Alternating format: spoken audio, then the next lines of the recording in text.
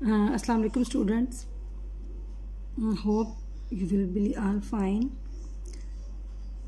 Students previously हमने अभी तक प्लाज्मा का जो थर्ड चैप्टर है FF चैन की बुक से उसके कुछ लेक्चर्स जो हैं वो स्टार्ट किए हुए थे, जिसमें हमने कुछ टॉपिक्स जो हैं वो कंप्लीट किए हैं और हमारा लास्ट टॉपिक चल रहा था। तो इससे पहले मैंने जो डिस्कस किया था, हम लोग फ्लूइड थ्योरी पे ये कर रहे हैं टॉपिक। तो आप देख रहे होंगे कि मतलब थोड़ा सा ये टॉपिक जो है वो बुक से थोड़ा डिटेल आपको मैं दे रही हूँ, इसीलिए मैं ख़ुद से इसको पहले आपके लिए लेक्चर प्रिपेयर कर रही हूँ और फिर अपलोड कर रही हूँ, क्योंकि बुक में बहुत सारी जो चीज़ें हैं वो उसमें FF चैन की बुक में जो आपको कैलकुलेशंस जो स्टेप्स जो हैं वो डिटेल में नहीं किए हुए। तो इसलिए मैं इसको ख़ुद ही प्रिपेयर करने के बाद फिर आपको इसका PDF जो है वो शेयर कर रही हूँ। तो इसमें हमने लास्ट टाइम जो इसका प्रीवियस लेक्चर था, अगर मैं उसको आपको रिमाइंड करवा दूं, तो हम फ्लूइड थ्योरी कर रहे थे। फ्लूइड थ्योरी क्या है, उसके बाद हमने कन्वेक्टिव डेरिवेटिव क्या है और उसको किस तरह से फ्लूइड पे अप्लाई करना है।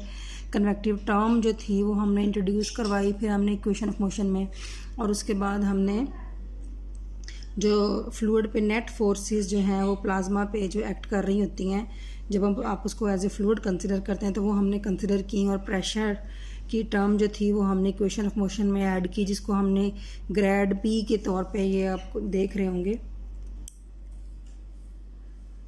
ग्रेड P के तौर पे हमने इसको इंट्रोड्यूस करवाया था इसके अंदर। तो हमने सिंपल इक्वेशन ऑफ मोशन को कंसिडर किया था और उसके बाद हमने इस पे अप्लाई किया था कन्वेक्टिव डेरिवेटिव। तो हमारे पास जो थी वो फ्लूइड इक्वेशन ऑफ मोशन जो थी वो हमने ड्राइव की थी लास्ट जो प्रीवियस लेक्चर था वहाँ तक, ठीक है। तो ये हमारी जो थी, ये फाइनली ये हमारी इक्वेशन ऑफ मोशन थी, mn partial u by partial t plus u dot del and u is equal to nq into e plus v cross b minus del p।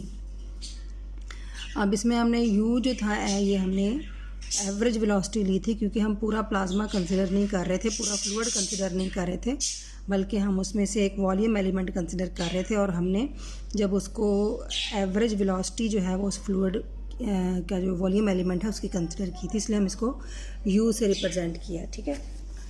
तो अभी इसी की हम एक इक्वेशन जो है, फ्लूइड की इक्वेशन जो है उसको यूज़ करके एक और रिलेशन इसी से ड्राइव करेंगे। यानी कि हम ये कह सकते हैं कि फ्लूइड इक्वेशन पहले जो आपने प्रीवियस चैप्टर में, ये मैं आपको आज के टॉपिक की थोड़ी बैकग्राउंड बताती हूँ। अभी आपने जो पिछले चैप्टर में पढ़ा था सिंगल चार्ज पार्टिकल मोशन, अब हम कह रहे थे कि बहुत सारे फिनोमिनाज ऐसे हैं जो कि हम सिंगल चार्ज पार्टिकल कंसिडर करके नहीं जो है वो डिस्क्राइब कर सकते, इसलिए हमें प्लाज्मा को एज अ फ्लूइड जो है वो कंसिडर करना पड़ता है कि बहुत सारे फिनोमिना उसको एज अ कलेक्टिव जब हम उसकी मोशन कंसिडर करते हैं तो एक्सप्लेन कर सकते हैं। और दूसरी बात ये है कि सिंगल पार्टिकल को प्लाज्मा के अंदर डेंसिटी को हम क्या बोलते हैं, number of particles per unit volume पर क्यूबिक सेंटीमीटर, यानी या आप उसे पर cubic centimetre number of particles भी बोल सकते हैं, या पर यूनिट वॉल्यूम भी नंबर ऑफ़ पार्टिकल्स बोल सकते हैं। तो फ्लूइड के अंदर डेंसिटी बहुत ज़्यादा होती है, तो ये भी पॉसिबल नहीं होता कि आप सिंगल चार्ज पार्टिकल जो है वो उसे कंसिडर कर लें। तो ये बहुत कॉम्प्लिकेटेड सा प्रोसेस हो जाता है, तो इसलिए हम एवरेज बिहेवियर जो है वो इसमें कंसिडर कर रहे होते हैं। तो आपने सिंगल चार्ज पार्टिकल में भी देखा मोशन में, जब हमने डिस्कस किया इलेक्ट्रिक फील्ड और मैग्नेटिक फील्ड की प्रेजेंस में, तो आपने वहाँ पे ड्रिफ्ट का जो फिनोमिना था वो ऑब्जर्व किया। इसमें आपने मैग्नेटिक ड्रिफ्ट भी देखी है उसकी, और इलेक्ट्रिक ड्रिफ्ट भी देखी है, और यूनिफॉर्म और नॉन यूनिफॉर्म मैग्नेटिक फील्ड में आपने ड्रिफ्ट जो हैं वो स्टडी की हैं। तो क्या ड्रिफ्ट का फिनोमिना हम तब भी ऑब्ज़र्व कर सकते हैं जब पार्टिकल जो है हम सिंगल पार्टिकल कंसिडर ना कर रहे हों, बल्कि हम यूनिट वॉल्यूम या वॉल्यूम एलिमेंट जो है वो कंसिडर कर रहे हैं, तो वहाँ पे भी कहीं क्या फ्लूइड एग्जिस्ट करती है कि नहीं। तो इसको प्रूव करने के लिए हमने फ्लूइड इक्वेशन को ही कंसिडर किया है। वहाँ पे हम कंपेयर अगर करें तो पहले हम सिंगल चार्ज पार्टिकल लेते हैं और उसकी सिंगल चार्ज पार्टिकल की इक्वेशन लिखते हैं, और वहाँ से हमने E क्रॉस B या कर्वेचर या जो भी ड्रिफ्ट फाइंड आउट की। अब हमने ये जो इक्वेशन ऑफ मोशन है जो हमने अभी तक ड्राइव की है, जिसको हम फ्लूइड इक्वेशन ऑफ मोशन बोलते हैं प्लाज्मा की, इसको कंसिडर करने के बाद हमने देखना है कि क्या यहाँ पे भी ड्रिफ्ट जो है वो एग्जिस्ट कर रही है या नहीं। ठीक है, तो ये हमारी है equation of motion, fluid equation of motion है प्लाज्मा की। अच्छा जी, अगर हम ये नेट फोर्स जो है उसको कंसिडर कर लें कि जो नेट फोर्स है वो कोई नेट फोर्स जो है वो एक्सटर्नली इस पर एक्ट नहीं कर रही, हम इस टर्म को जो है वो अगर आप यहाँ से देखें तो ये हमारी फोर्स है, ये हमारा एक्चुअली क्या रिलेशन था, F is equal to ma या F is equal to mdu/dt। ठीक है ना, ये वही क्वेश्चन है। ये जो लेफ़्ट साइड है ये आपकी क्या है, एक्चुअली ये आपकी फोर्स है जिसको आपने ma कहा या mdu/dt कहा और फिर आपने इसको कन्वेक्टिव डेरिवेटिव की फॉर्म में लिखा है। तो अगर हम ये कंसिडर कर लें कि जो नेट फोर्स जो है वो चार्ज पार्टिकल पे ज़ीरो है, तो हम क्या कंसिडर कर रहे हैं, NQE plus U cross B जो है वो ये वाली जो टर्म है वो आपकी ज़ीरो के इक्वल होगी। ठीक है, इस टर्म को हमने जब ज़ीरो किया है तो ये सारा जो है इक्वेशन की साइड आपकी राइट साइड जो है वो ज़ीरो के इक्वल आ गई। ठीक है, इसके बाद हम क्या कर रहे हैं कि हम इक्वेशन को का B के साथ यानी मैग्नेटिक फील्ड वेक्टर के साथ क्रॉस प्रोडक्ट ले रहे हैं।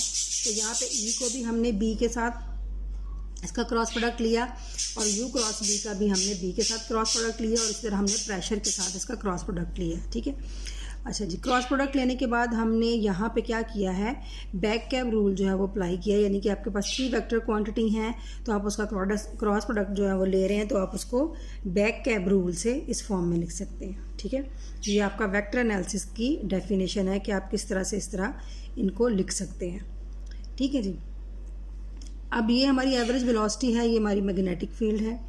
तो अगर हम कंसिडर कर लें तो कि आपका जो मैग्नेटिक फील्ड है और जो एवरेज वेलोसिटी है ये इन दोनों के दरमियान 90 का एंगल है, यानी कि ये एक दूसरे के परपेंडिकुलर हैं, तो फिर हमारी जो हम क्या कर रहे हैं, हम u को परपेंडिकुलर के तौर पर रिप्रेजेंट कर सकते हैं कि हम u जो है उसे परपेंडिकुलर वेलोसिटी ले रहे हैं।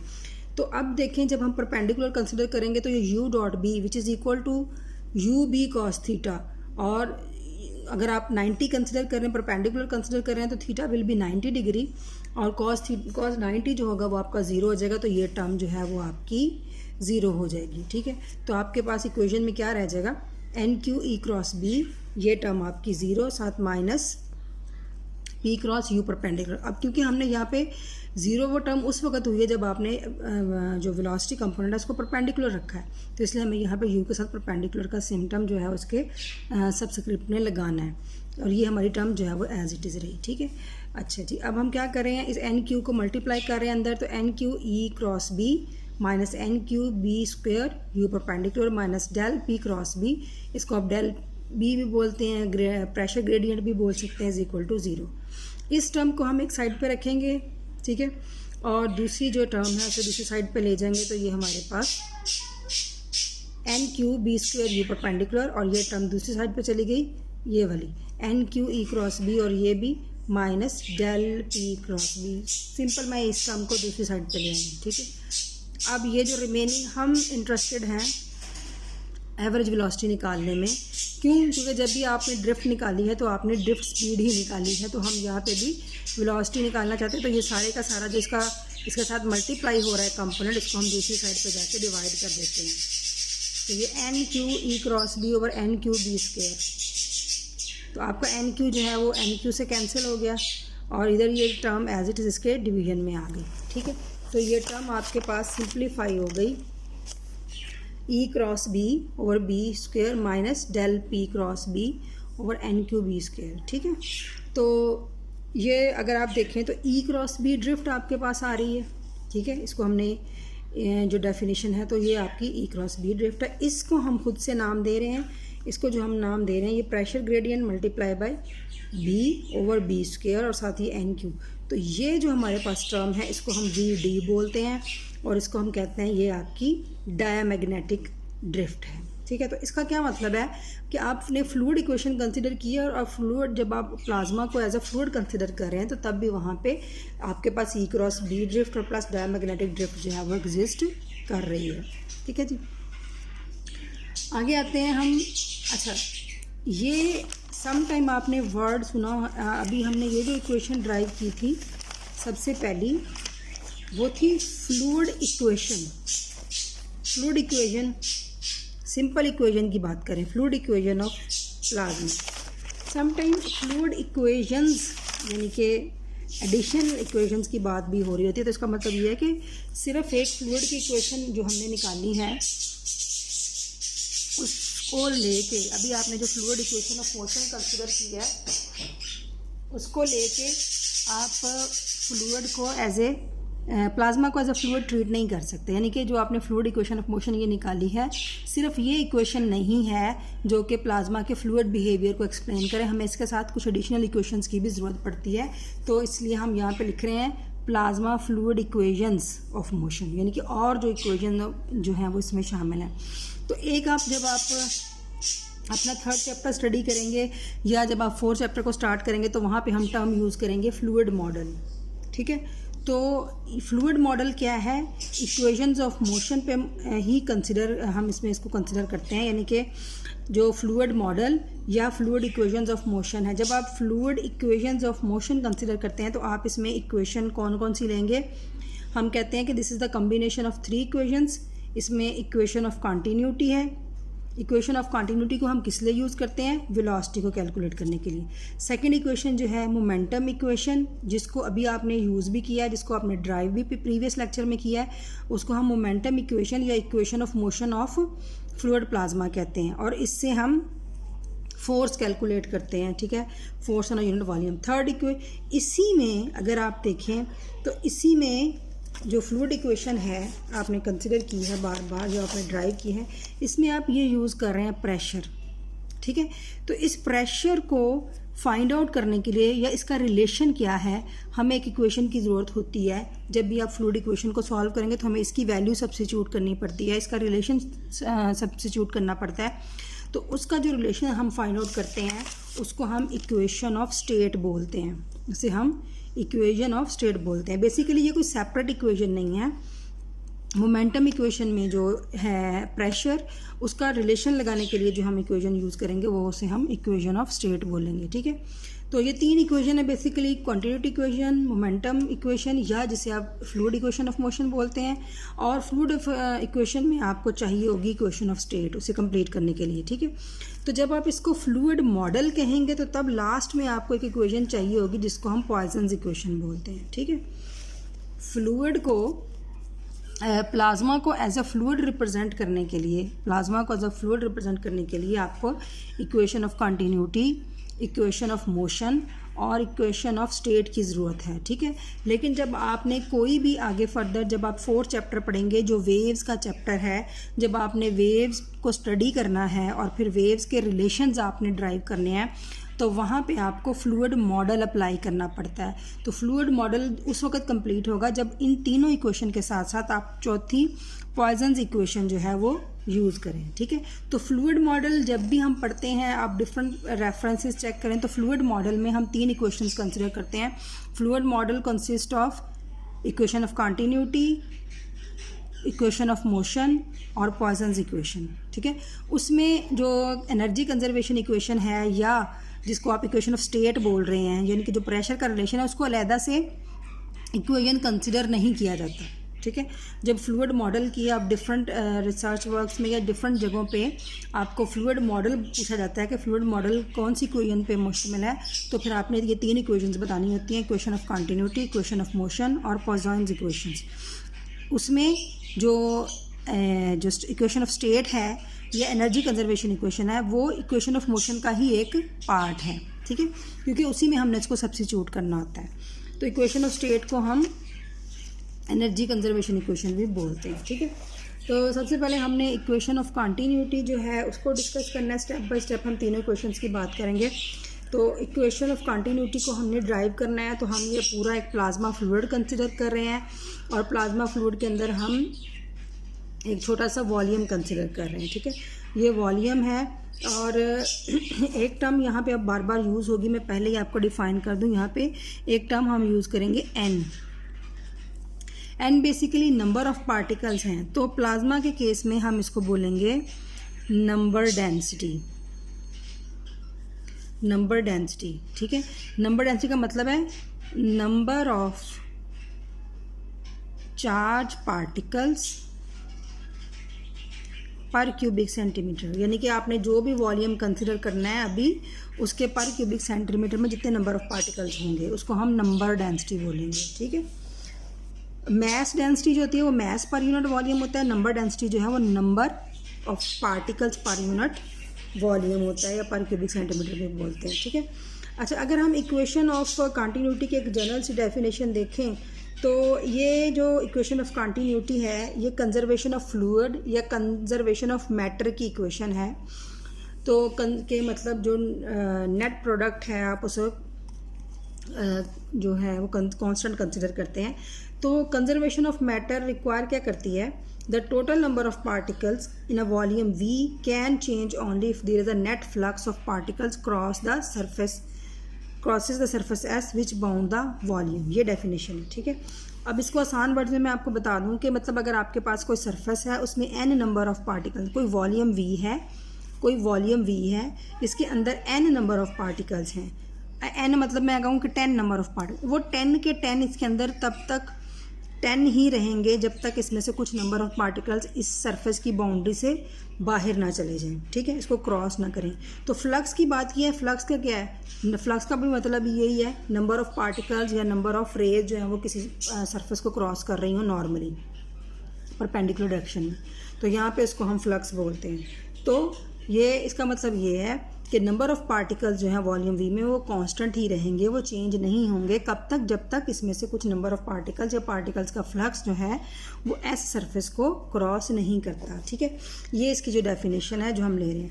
अच्छा जी, अगर हम एक नंबर ऑफ़ पार्टिकल्स कैलकुलेट करना चाहते हैं, जो हम वॉल्यूम कंसिडर कर रहे हैं V, उसके अंदर नंबर ऑफ़ पार्टिकल्स कंसिडर करना चाहते हैं, तो हम उसको इंटेग्रल ऑफ n और dv यानी कि स्मॉल वॉल्यूम एलिमेंट और नंबर ऑफ पार्टिकल्स पर क्यूबिक एलिमेंट हम इस फॉर्म में लिख सकते हैं। ठीक है, तो ये तो है यानी कि इनिशियली वॉल्यूम V के अंदर जो नंबर ऑफ चार्ज पार्टिकल्स हैं वो इतने मौजूद हैं।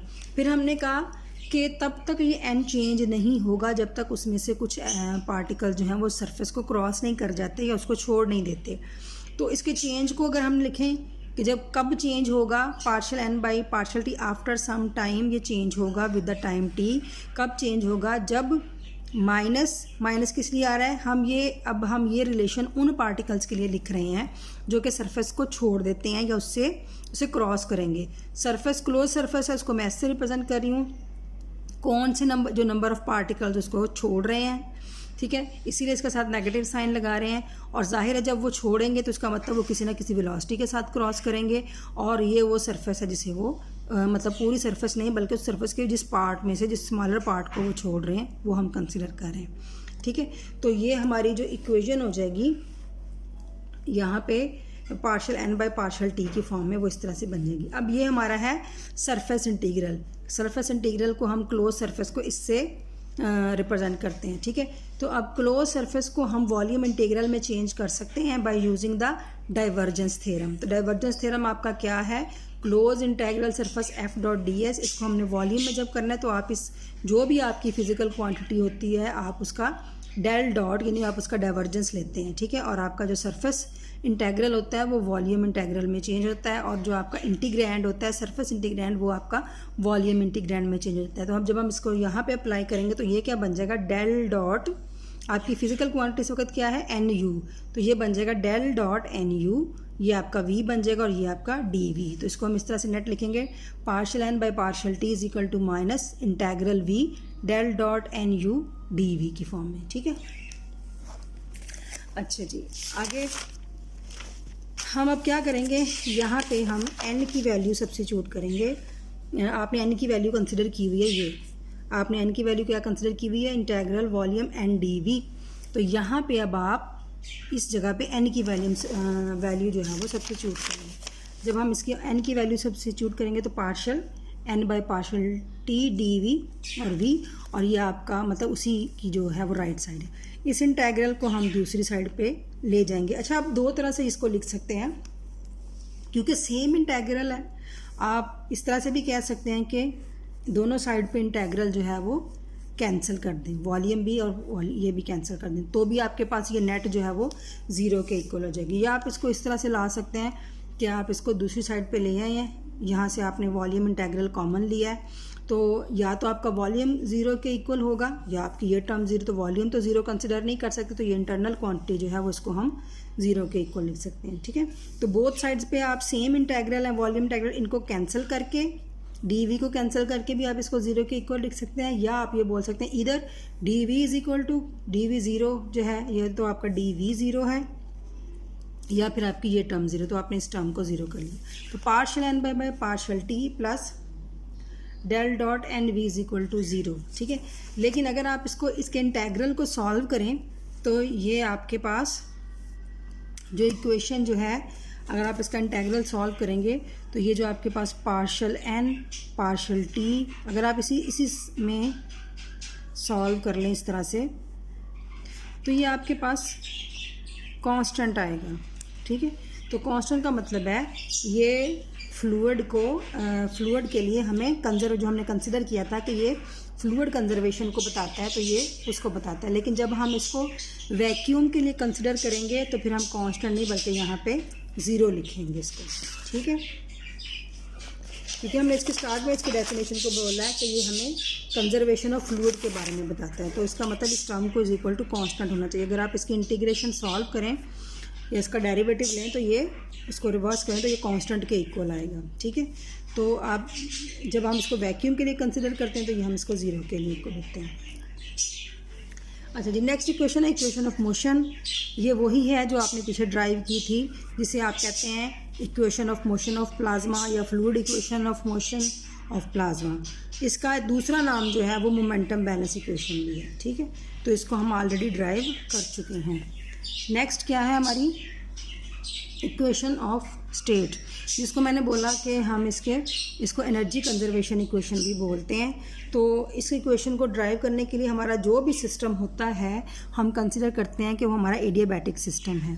तो जब भी आप किसी सिस्टम को एडियाबैटिक सिस्टम कंसिडर करते हैं तो फिर आप ये कहते हैं कि यहाँ पे एनर्जी या मैस जो है वो सराउंडिंग के साथ एक्सचेंज नहीं हो रहा। अगर आपने थर्मोडायनामिक्स में पढ़ा होगा तो एडियाबैटिक में आप कहते हैं नो हीट एंटर्स और लीव्स द सिस्टम, यानी आप सिस्टम और सराउंडिंग कंसिडर करते हैं तो ना तो सिस्टम जो है वो कोई हीट जो है वो सराउंडिंग को दे रहा है और ना सराउंडिंग से कोई ले रहा है। तो नो हीट एंटर और लीव द सिस्टम, ये एडियाबैटिक प्रोसेस है थर्मोडायनामिक्स में। तो यहाँ पे हम जनरली ये बोलेंगे कि जो आपका सिस्टम है उसमें एनर्जी और मैस जो है वो सराउंडिंग के साथ एक्सचेंज नहीं होंगे। तो ये हमारे पास एडियाबैटिक लॉ है जो कि हम थर्मोडायनामिक्स से यूज़ कर रहे हैं, जिसको हम बोलते हैं PV raise to power gamma is equal to constant. और हमें पता है गैमा क्या है, ये रेशो है स्पेसिफिक हीट कैपेसिटी की। CP mean specific heat capacity at constant pressure and specific heat capacity at constant volume gamma which is equal to 1 + 2/f। अगर आप थर्मोडायनामिक्स की बुक देखेंगे तो यहाँ पे इसका 2/f लिखा होगा और प्लाज्मा में इसको f, यहाँ चैन की बुक में यहाँ f की बजाय n लिखा हुआ है। तो एक्चुअली ये डिग्री नंबर ये जो है वो आपका डिग्री ऑफ फ्रीडम को रिप्रेजेंट करता है, और प्लाज्मा में हम इसको डायमेंशन की वर्ड में बोलते हैं। मतलब अगर आप 1 डायमेंशनल प्रॉब्लम सॉल्व कर रहे हैं तो आप इसको कहेंगे कि n की वैल्यू 1 है या आपका डिग्री ऑफ फ्रीडम जो है वो 1 है। 2 डायमेंशन होगा तो n 2 है, डिग्री ऑफ फ्रीडम 2 है, तो ये सेम चीज़ है। ठीक है, तो अगर आप थर्मोडायनामिक्स की बुक्स में देखें तो गैमा की डेफिनेशन आपको ये मिलेगी। ठीक है, तो gamma is equal to CP over CV, ये है हमारा। ठीक है, तो PV gamma is equal to constant को लेके अब हमने इक्वेशन ऑफ जो है वो स्टेट जो है वो ड्राइव करनी है। अब PV is raise to power gamma is equal to constant. अब कांस्टेंट क्या है, कोई भी ऐसी क्वांटिटी जो वेरी नहीं हो सकती वो आपका कांस्टेंट है। ठीक है, ये आपके कोई नंबर भी हो सकता है, मतलब मैं यहाँ पे लिख लूँ PV gamma is equal to 2 लिख दूँ, कोई डिजिट लिख दूँ, तो ये कांस्टेंट है। तो लेट्स सपोज मैं यहाँ पे C लिख देती हूँ, किसी कांस्टेंट की वैल्यू, कोई भी कांस्टेंट तो कुछ भी हो सकता है जो वेरी ना करे। फिर मैं यहाँ पे लिख देती हूँ इसको n और गैमा। तो ये सब की कोई ना कोई, ये आपका कोई नंबर भी, कोई C भी कोई नंबर है, n भी कोई नंबर है, गैमा भी कोई आपकी नंबर वैल्यू है। ठीक है, तो ये सारे का सारा कोई नंबर आ जाएगा। तो एक रिलेशन बनाने के लिए मैं कांस्टेंट की बजाय, नंबर की बजाय इसको इस फॉर्म में एज्यूम कर लेती हूँ। ठीक है, ताकि हमें इक्वेशन ड्राइव करना आसान हो जाए। ठीक, तो यहाँ पे हमने n को क्या लिया है, ये हम पहले भी कंसिडर कर चुके हैं, number of particles in a volume v। अच्छा जी, अब क्योंकि v raise to power gamma है इसलिए मैंने n raise to power gamma जो है वो कंसिडर कर लिया है। ये नंबर ही और ये रहेगा भी कांस्टेंट ही, तो मैं इसको इस तरह बना सकती हूँ P is equal to V over V raise to power gamma को हम दूसरी साइड पे लेके जा रहे हैं, तो वो इसके डिवीजन में आ जाएगा, तो इसका कॉमन पावर जो है वो गैमा आ जाएगा। ठीक है, तो P is equal to C। अच्छा, number of particles per unit volume, number of particles per unit volume क्या कहलाता है? डेंसिटी। इसको हम स्मॉल एन से, मैंने इसलिए आपको पीछे डेफिनेशन पहले बताई थी। Number of particles per unit volume आपके पास क्या है? Number density. तो ये आपका CN raise to power gamma हो गया। ठीक है, अच्छा, अब हम जो फ्लूइड इक्वेशन यूज़ कर रहे हैं वहाँ पे प्रेशर की बजाय हम ग्रेडियंट ऑफ प्रेशर लेते हैं, डेल P लेते हैं। तो हम डेल P भी सॉल्व कर लेते हैं। डेल P का मतलब क्या है कि 3 डायमेंशनल हम जो है वो डायमेंशन कंसिडर करेंगे, ग्रेडियंट ले रहे हैं, या 2 डायमेंशन भी हो सकता है, 3 डायमेंशन भी। तो ग्रेड P जब आप लेंगे, जब आप इस पर ग्रेड P अप्लाई करेंगे तो आप ग्रेडियंट, आपका वेरिएबल क्या है? ये, क्योंकि ये तो कांस्टेंट है, तो इस पे आपका ग्रेडियंट जब अप्लाई होगा तो ये पावर जो है वो नीचे आ गई, gamma CN raise to power gamma -1, और इसका आगे ग्रेडियंट। ठीक है, तो अब अगर आप देखो तो गैमा C, अगर आप इसको सेपरेट करके लिखें तो ये इस तरह से बनता है। सेपरेट लिखने का मतलब ये कि ये पावर कंबाइन हुई है, n raise to power gamma n raise to power -1। आप इसको इस तरह से भी लिख सकते हैं, n raise to power gamma -1 को n raise to power gamma n raise to power -1। तो -1 पावर का मतलब है 1/n, तो इसलिए मैंने इसको यहाँ पे इस फॉर्म में लिखा है, gamma C n raise to power gamma delta n/n। ठीक है, अच्छा जी, तो ये हमारे पास फिर क्या बन गया? ये कंबाइन होके फिर हमारे पास प्रेशर बन गया। तो हम इसको लिख रहे हैं del P is equal to gamma P delta n/n। अब प्रेशर जो है, अगर हम थर्मोडायनामिक्स में देखें, जो हमारी आइडियल गैस इक्वेशन है, तो वहाँ से जो हमारे पास P जो होता है वो NKT होता है। ठीक है, P जो है वो NKT होता है। ये N जो है वो N से कैंसिल हो जाएगा, तो आपके पास गैमा KT डेल्टा N आ गया। ठीक है, तो ये delta P gamma KT delta N जो है ये आपका इक्वेशन ऑफ स्टेट हो गया। और जहाँ गैमा में ऑलरेडी आपको डिफाइन कर चुकी हूँ, इसको आप इस तरह से भी लिख सकते हैं। अगर आप n को इधर मल्टीप्लाई कर दे तो n + 2/n, यानी कि आपको ये इस फॉर्म में भी लिखा हुआ नज़र आएगा मल्टीप्लाई करके। इसी को मल्टीप्लाई करें तो ये आपके पास n + 2/, ठीक है। अच्छा जी, अब ये आपने याद रखना है कि जो आइसोथर्मल प्रोसेस होता है, आइसोथर्मल कौन सा प्रोसेस होता है? जहाँ पे आप टेम्परेचर को कांस्टेंट रखते हैं।